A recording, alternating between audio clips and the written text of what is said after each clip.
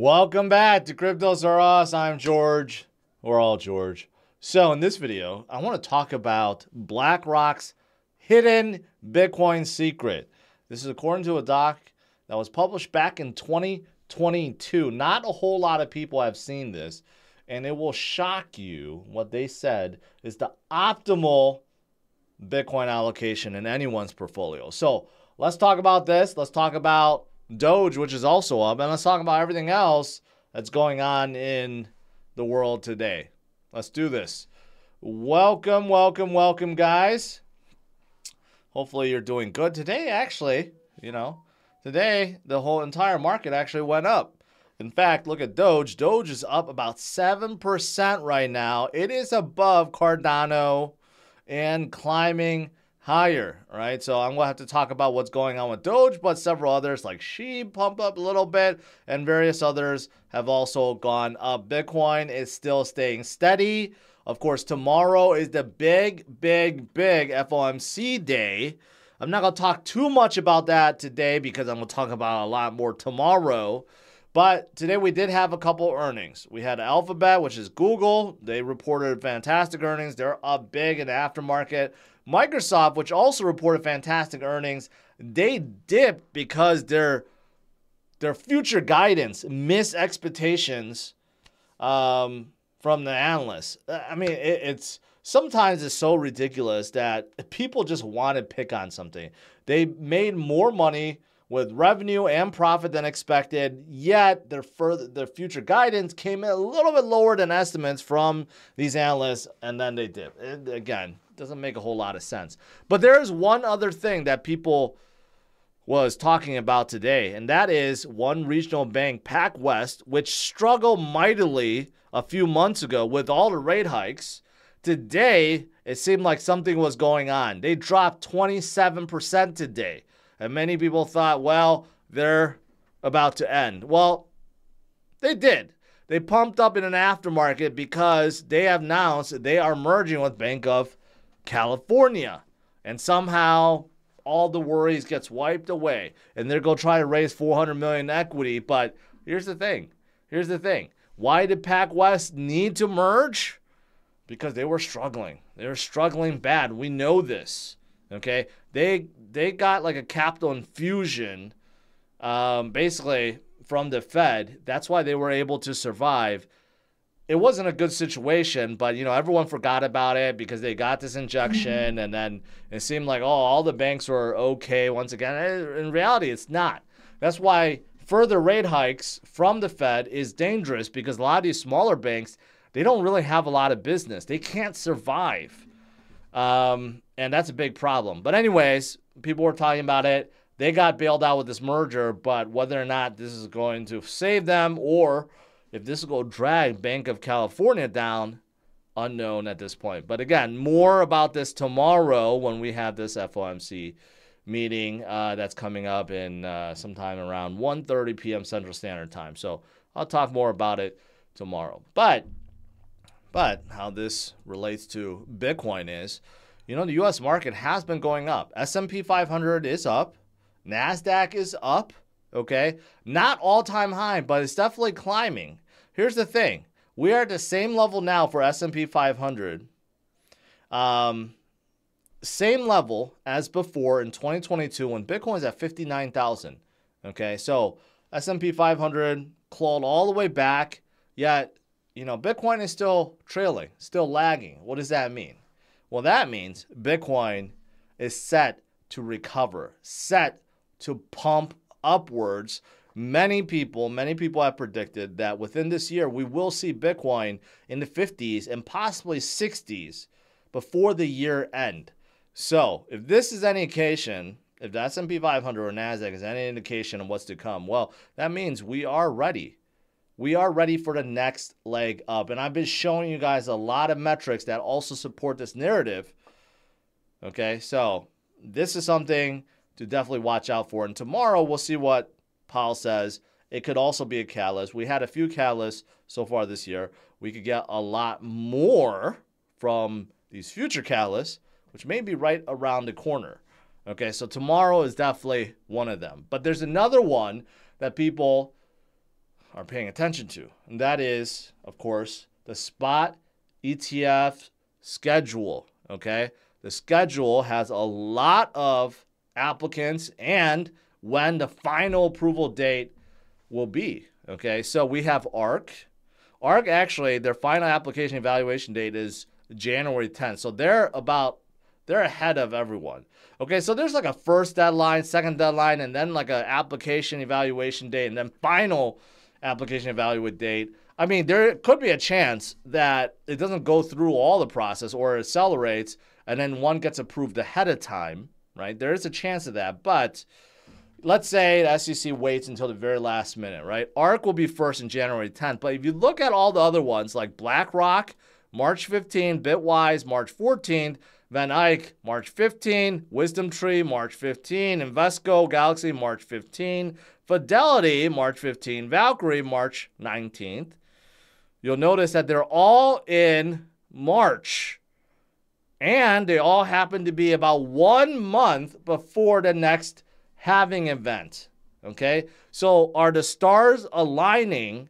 Basically, we're going to have one or many spot Bitcoin ETFs approved right ahead of the halving event, right? So I think this is a real possibility that in Q1 of next year, we will definitely see a massive, massive catalyst, and that is Bitcoin ETF, spot ETF being approved. And we're going to see this massive FOMO and massive amount of money, trillions upon trillions flow in right before the halving event. We know what happens after halving event.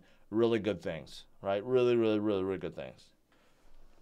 So that is definitely coming. But in the meantime, you know what? My team dug up this application, okay? Not application, like some kind of like very technical allocation analysis, okay? You can see it. Asset allocation with crypto. Application preferences for positive skewness. Like, who came up with that title, right? But it seems like these financial gurus at BlackRock did analysis, and you can see it's a 42-page document, okay? 43 pages. And they go on and on and on, and look at all these equations that they use. Like, look at all this. This is like a white paper, okay? All these equations, and then you have graphs and all these citations. I mean, there's just so much to this, okay? Now, I would expect no less from the likes of BlackRock, but they did their homework, these three guys. And what did they conclude? Okay, this is the secret that I don't think a lot of people looked at. So they looked at everything, okay? And this is what they came up with. Starting with a 60-40 equity bond portfolio, which is produced with a risk aversion of Y equals 1.5, the optimal BTC allocation is a large 84.9%. Okay? 84.9%. The remainder of the portfolio, 15.1%, is split 60-40 between equity and bonds. Although Bitcoin has extremely large volatility, 1.322, see Exhibit 1, the pronounced positive skewness leads to large allocations and dominates in utility and function. Okay, so what does that mean? That means out of all the things they looked at, the best result was basically going with 85% Bitcoin and then 15% in stocks and bonds, right? This is from BlackRock. This is their secret, right? They know. You want to stock up on Bitcoin. And some of the things that Michael Saylor have said, they also said in here, right at the very beginning. Bitcoin returns exhibit pronounced positive skewness with a third central moment of approximately 150% per year, right? Annualized return 150% a year. But how they wrote it was just beyond complicated. So bottom line is, this is how bullish BlackRock is. And this is published in 2022, right before everything collapsed. okay? Maybe that's why this went unnoticed, but they've been studying Bitcoin for a long time, even way before 2022. Larry Fink even came out and said, hey, we're studying Bitcoin, right? They've been looking at Bitcoin for years. So it's definitely not a coincidence that they're trying to come out of the spot Bitcoin ETF now. They know it's right before the halving event, right? And they know the type of returns Bitcoin brings, and they know the FOMO Bitcoin brings also, right? So they know this is something that they've been studying for years upon years upon years. So definitely do not miss out on this gain, and definitely don't let someone like Blackrock and Fidelity and Van Eyck and all these other guys steal all the Bitcoins away from you and other retail investors, right? These guys are going to be buying Bitcoin by the thousands and tens of thousands and hundreds of thousands. There will be very, very little left in the future, right? So 73.5% of Bitcoin is being held by long-term holders, and that includes institutions too, and it keeps on rising more and more and more. We're at an all-time high, and it will continue to go higher, and we will see that 73.5% go to 80, and eventually 90, eventually 95%, and that's when you're not going to see a lot of Bitcoin out there, right? Someone said link this document. I actually found it, so I will post it. Wait a minute, it's not, it won't let me send it. I'll send this one. This one is easier. All right, so don't let all these guys steal all of your Bitcoins, okay? Make sure you retain some for yourself. And as for other metrics, okay, I mean, there's so many that I could show you guys, showing that Bitcoin is definitely recovering, heading to the next phase, which is the parabolic phase. We're not quite there yet, but there's so many on-chain metrics that show the same thing, and there's always a new one that I'm not even aware, but they're all using moving averages and looking at a 4-year cycle, and in some way they're calculating the tops and bottoms based on those moving averages and based on a cross, right? A death cross or a golden cross, and they're all based on the same thing. And the good news is they're all saying the same thing, which is Bitcoin has recovered from bottom and it is heading higher. And again, if you include everything that I've just said about the halving event, about institutional FOMO, and everything else, diminishing supply, increase of holders, I mean, you know what's coming, right? You know what's coming. Now, what's also coming is this. Doge. I said, you know, Doge is up a good 7%. We kind of know, okay? It's not directly stated yet, but we know Elon has big plans for X. You know, how funny would it be if Mark renamed Threads into Facebook? I mean, Threads into Twitter. You know, that would be hilarious. But everyone knows that Elon has big ambitions for X, okay? And one of those things is a wallet. In fact, he did this interview and he talked about, I'm not going to play, but it's very short. He talks about how there's so many things he's working on, including a payment system, which he said is later this year, which is coming. Also, more features for encryption, direct messaging, and he wants to make it so that it's super, super, super useful with X. Basically, it's an app you want to live in and you don't ever want to get out, right? And of course, speculation on what currencies are going to be used within this super app, right? Is it Doge? Is it Doge and Bitcoin? Maybe a little Ethereum, maybe a lot more than that, right? Who knows? Who knows? But this is the reason why Doge is up again. A lot of people speculating that something will be announced soon, especially this payment system or wallet that will be supporting Doge and Bitcoin, I'm sure, and Ethereum, I'm sure. So that is coming, okay? And if something big gets announced for Doge, guess what? It can mimic the movement from before, from 2021, right? When Elon basically announced he bought Twitter, and then he announced other stuff that he was going to do, and Doge just broke out and went crazy, right? Will it do it again this time around? Maybe, if it breaks out of this triangle. Who knows? Maybe. But Doge is already huge at number 7. Can they get any bigger? I guess we'll see. And one other coin that I want to talk about is Avalanche. A lot of people are Avalanche fans. I am too. They're committing to $50 million to bring more tokenized assets to the blockchain. In fact, they're going to purchase $50 million worth of tokenized assets on top of Avalanche to incentivize other makers to come aboard, right, into Avalanche. Fantastic stuff. All right, that is pretty much it.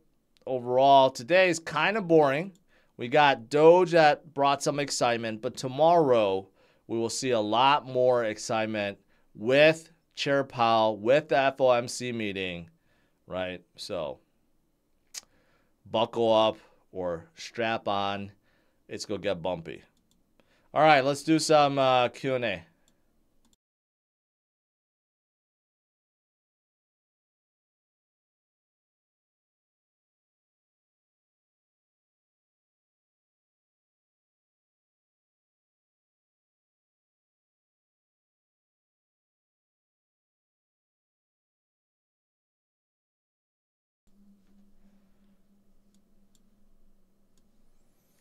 All right, let's see if I missed anything. This chat thing, the live chat got smaller. We got a new member, Samsung.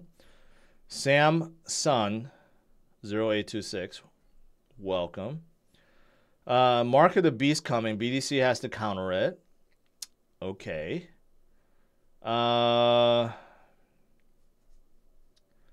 Wondering, do you have a bag of my favorite layer 2 LBDC? No, I don't know what LBTC is. I just know BTC. What else? Secret. They have a secret. Well, I just revealed it. Basically, these analysts, these very smart financial gurus, said that it's best to hold about 85% of your portfolio in Bitcoin. Michael, I just linked it. In case you guys want to read it, I will link it in the description of this video, or I'll put in the into the comments too. I don't know if you guys want to read it. This is beyond complicated. All right, this is really, really, really, really complicated. I mean, just look at all these equations and stuff and these graphs.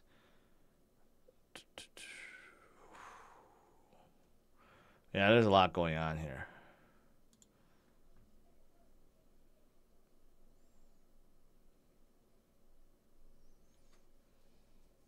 I heard Microsoft owns copyright to X. No. Elon owned X.com for like 17 years or something. He's been holding on to it for a while. Do you do any staking of Sol on Exodus? Rate is pretty good. No. I don't use Exodus wallet, and I don't stake any Sol.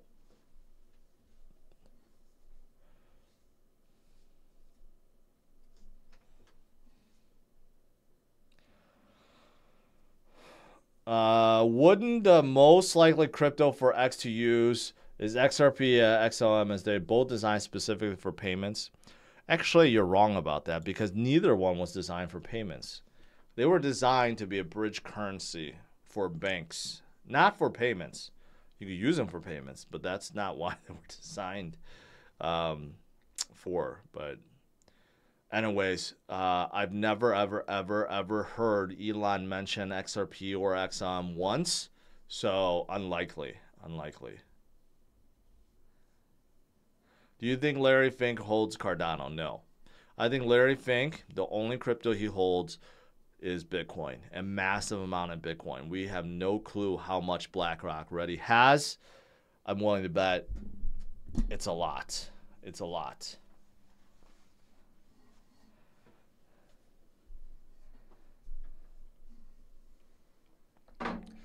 Coinbase pays 20% for staking Cosmos. That's insane. That is a lot, because I think that's even more than Cosmos's inflation rate. Cosmos, think their inflation rate is like 15% a year or something. So normally exchanges would just pass that on. I don't know, 20% seems kind of high.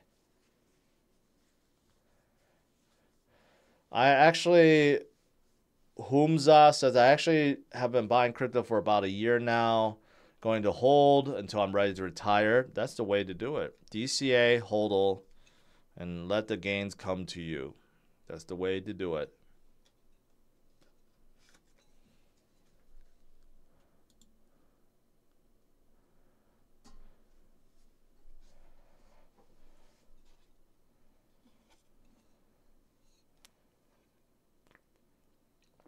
I hope you guys are still participating in my $10,000 challenge. Okay. Hopefully you guys I saw week 2, a lot of people got the right answer. Week 3 is pretty easy too. So make sure you watch my videos on TikTok, guess the secret code, and enter for more entries. Make sure you guys don't miss out on that. You know, why would you not want to play? You get educated by watching my videos, and you get to win $10,000. All right, the link is in the description. Hopefully you guys are paying attention.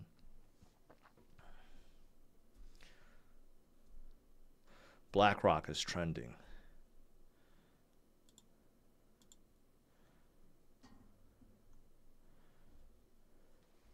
Tavo Cruz, you're welcome.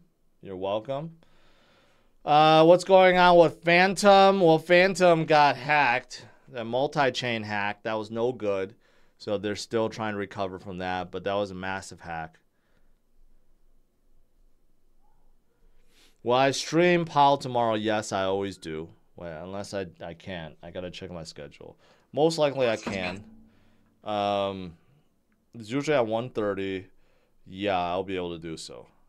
Although I have to leave early, but I'll be able to do it.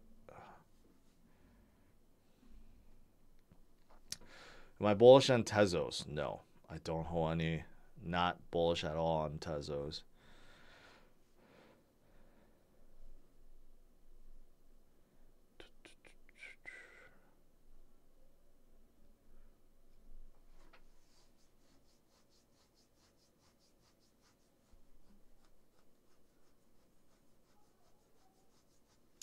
Why wouldn't banks use Lightning instead of XRP? From what I hear, Lightning is good, but sometimes transactions still fail. There's not enough liquidity on Lightning Network to be able to support all the banks. It's growing, but the liquidity is still quite low. And so it's still a work in progress. Let's just put it that way. BSTR says, I'm your favorite YouTuber. Great. Great. Love to hear that. ADA, good coin to DCA into, even though if I'm down on it, I have lots of it. Yes. I believe Cardano will have a bright future. They're not going away anytime soon, for sure. And people love Charles Hoskinson.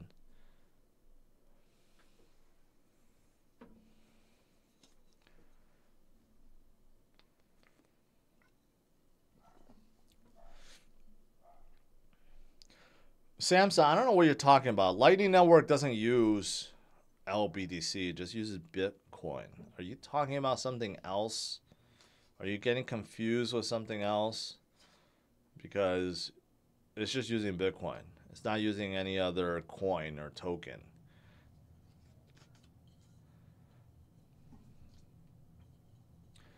Gala, you know what?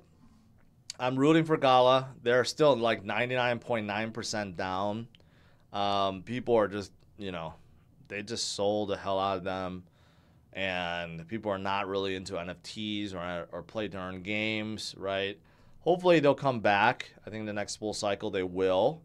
But, the president of blockchain, Jason, is going to be at my Vegas party. So I will have a chat with him and see what's going on.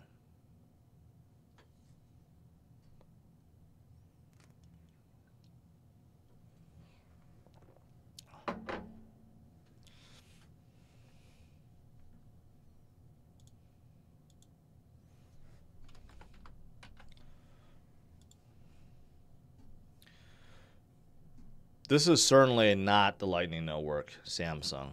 Okay. Someone came up with this, but this is certainly not the Lightning Network. Lightning Network doesn't use this. This is someone else just using Bitcoin's name. So be careful with that.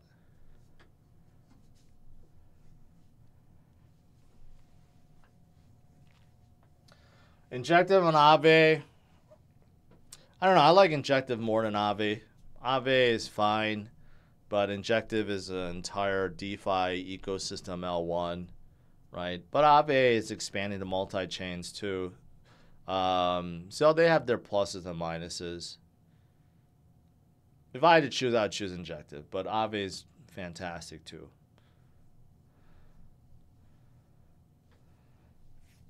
RB, I certainly did say that.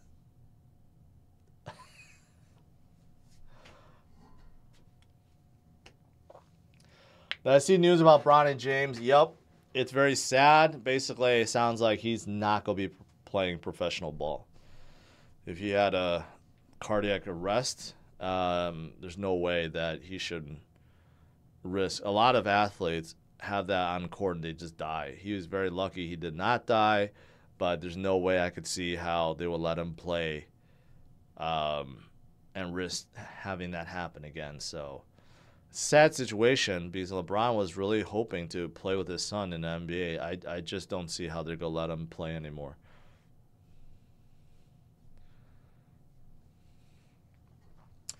Bruce Agents says, dude, crypto is dead. Then why are you here? Why are you here watching me? If you don't believe in it, you don't think it's going to come out or come back, right? If you don't think it's going to come out of its current funk, why are you here, man?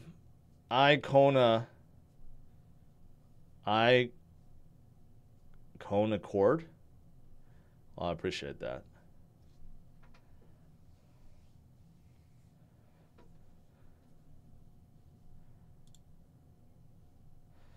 Just wait. Just wait when one or all of these ETFs get approved right before the halving event.